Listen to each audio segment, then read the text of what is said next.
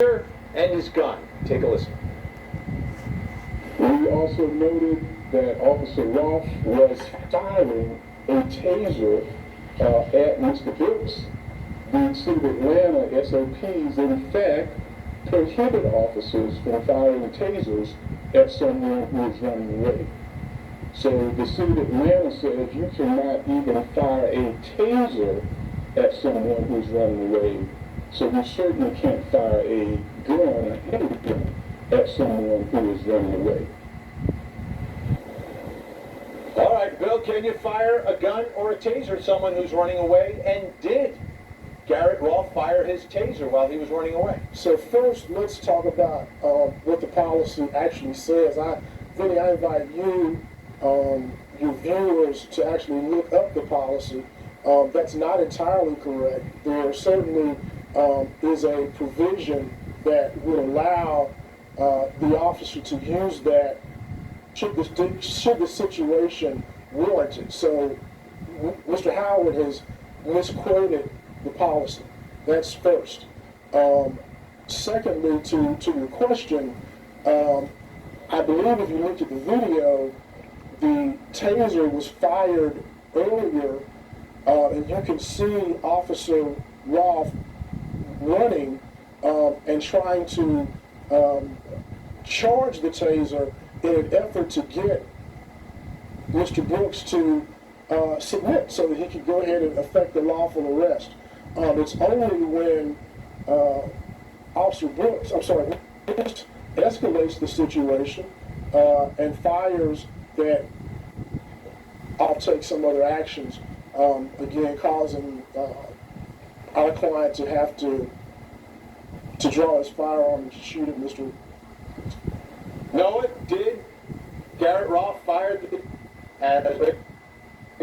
No, he fired the taser the second after Rayshard Brooks fired the taser at Officer Brosnan. And if you go back and watch that video and listen, you hear a pop, which is Rayshard Brooks firing the taser at Officer Brosnan, and then you hear a pop pop, which is Officer Rolfe firing the taser at Mr. Brooks. And then, as Bill said, the taser hits Brooks, but doesn't necessarily I think they call energize. So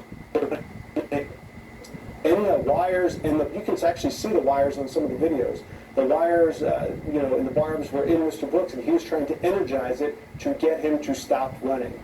So the fact that Paul Howard, blatantly mistakes a fact, which is a really, is that a big deal, Vinny? That's what a lot of people may say is, no, you're nitpicking. Is that really a big deal? Well, the answer is yeah. When you go on national news 5 days after, they're going to arrest this person, cops are going to arrest him, not the GBI is going to arrest him, but I, the district attorney, are now going to take a law enforcement action of having somebody arrested, which is extremely unusual. Now, you can directly indict somebody, which is when you take a case to a grand jury and actually present evidence, but in the 7.5 years that I was a prosecutor, we never had somebody arrested on initiating charges. That was the police job. Now, this is another point of contention, a huge point that was made by Paul Howard at the press conference. He had a still photo up, but he's talking about the fact that Rayshard Brooks was 18 feet 3 inches away with his back turned when he was shot. Let's take a listen to the way he described it. At the critical point of the shooting, what the evidence shows that he was some 18 feet 3 inches away. His back was turned, and I believe a reasonable person would conclude that he was not an armed threat at that time.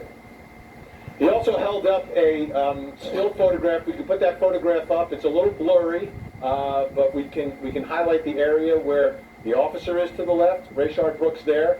Is that going to be a problem, Bill? 18 feet 3 inches away, when in fact he's shot? Well, first, or do you disagree with the numbers? First, Vinny, we certainly haven't had an opportunity to complete our investigation, so I will tell you today we're not really willing to sign on to anything that that Mr. Howard has said at this point. I mean, we've obviously, I hope, pointed up a number of problems with what has been stated in the press conference.